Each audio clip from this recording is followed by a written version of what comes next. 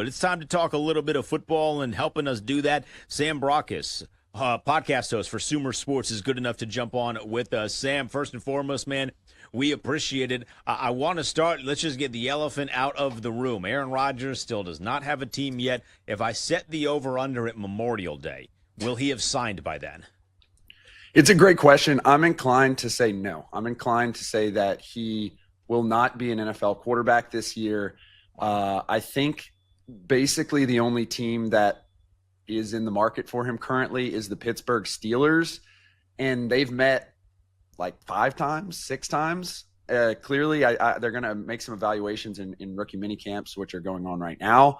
But kind of since the beginning of the offseason, in particular, my colleague and co-host Lindsey Rhodes has kind of been on this one, particularly when it seemed as if he might be a Ram during the Matt Stafford kind of brouhaha at the Combine. And I just don't think the incentives are right for Rodgers, who had a pretty tough year last year. The Jets were favored in like 12 to 14 of their games at any given point in time and really underachieved. He was basically a guy who was going to take a step back, try to make a quick throw, and or just loft it up to Garrett Wilson or Devontae Adams and hope they make a play. And I just don't see him being in the mix this year unless something crazy happens, in my opinion.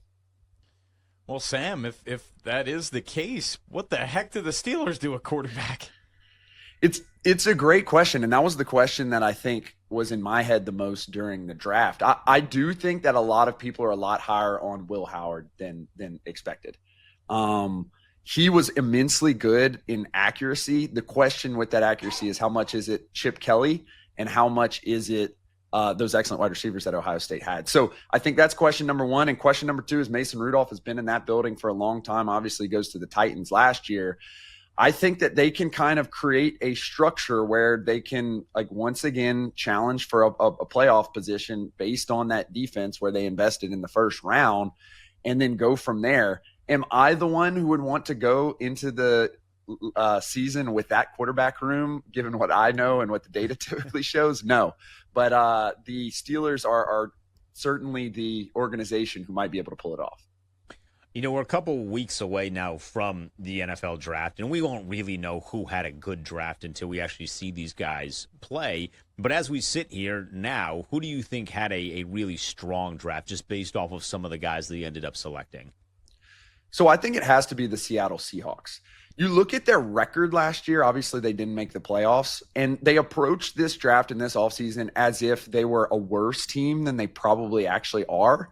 And I think that's the correct way to do it. I think a lot of people can get tricked into thinking that just because they made the playoffs or just because they were around 500, that means they're going to be better next year. That is very rarely the case. Typically, those teams are worse than expected and maybe got lucky or caught a team at a different part of the season.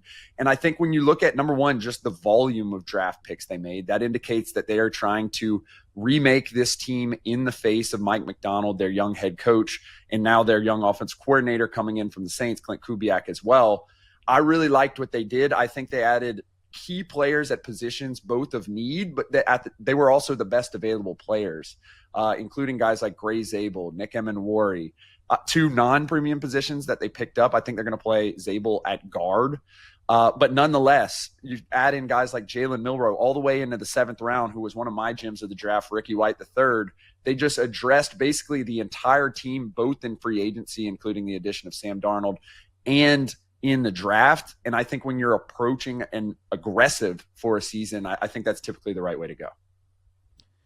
Sam, heading into the draft, everyone knew Cam Ward was going 1, Travis Hunter was going 2, but I don't think many people thought that the Browns would trade down. They traded to pick 5 with the Jags. They ended up getting a future first-round pick in 2026, but were you surprised by that move, and do you think it was right to pass on Travis Hunter for Cleveland?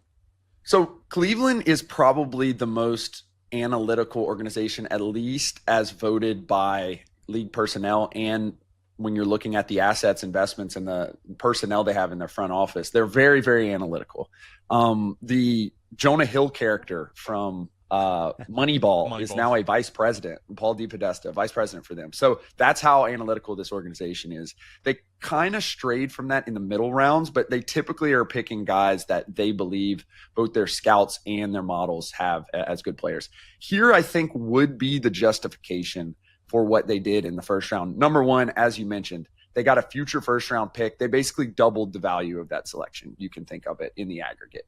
The second is, I think when they looked at Travis Hunter and they looked at the historicals of virtually no player in the history of the NFL, or at least the modern history of the NFL, being able to play both ways, I think they just made the call and said that, this is going to be a single player for us, an offense or a defensive player, despite all of the flags in the media comparing him to Shohei Ohtani.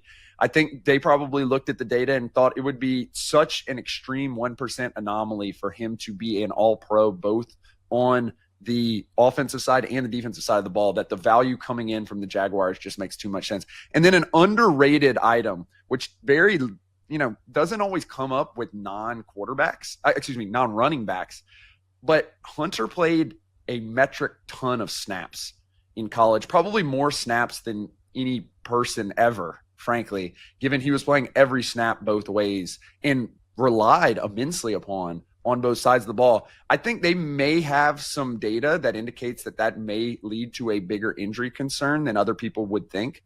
Obviously, this is a one-of-one type player, and so the Jaguars probably thought the opposite of all that, and thus felt as if they could give up a future first-round pick if they were getting a two-way player. I think the Browns just evaluated it, thought the value coming in was way too much, and that the anomaly that is Travis Hunter was probably a little risky given the chance that they could have doubled the value of the pick in terms of the core asset.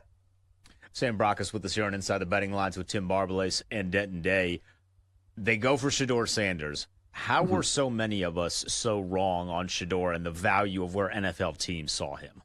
So sticking with the Browns for a little bit, interestingly, because of the trade back and then the double down on quarterback, grabbing Shedeur after Dylan Gabriel, who they, at least as the consensus is concerned, reached pretty wildly on. It was almost like when you go to the convenience store and it's like a 2-for-1 special and you're like trying to buy a Kit Kat or something like that, and you really only want one Kit Kat. And like, okay, just grab another one. They did that twice in this draft. So it was like they felt great. They got quadruple the value in theory of what they wanted, but it doesn't feel as exciting not getting Travis Hunter, probably the only blue chip player. And it definitely is a little weird politically when you reach heavily on a quarterback like Dylan Gabriel and then get Shedeur Sanders, the 21st best player in this draft, at least according to the consensus, in the 5th round. It's just a little bit of a weird political situation that they have here. I think it had to have been something off of the field. The biggest drop we've seen of someone who was a basically certified first round consensus selection. And typically the way this works is teams and media as a result, because most of the media is either directly close to a team, directly covering a team, or has come up through, some scouting organization, whether that's the Senior Bowl or whether that's a team itself, give out about 20 to 25 first round grades a year rather than the full 32. This year, it was probably more around like 18, but a lot of people gave Shedeur Sanders a first-round grade.